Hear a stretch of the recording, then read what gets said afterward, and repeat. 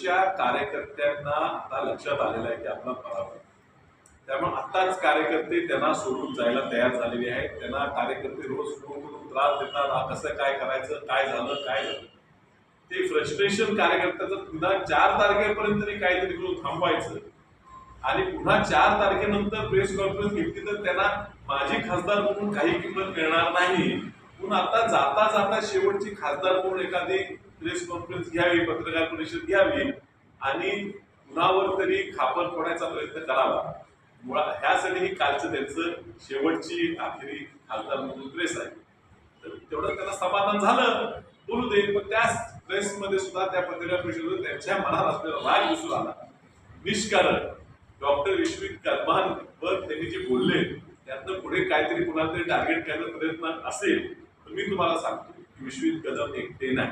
विश्वित कदमांच्या मागे सांगलीची पूर्ण दादाप्रेमी जनता, कदम साहेबांना प्रेम करणारी जनता आहे.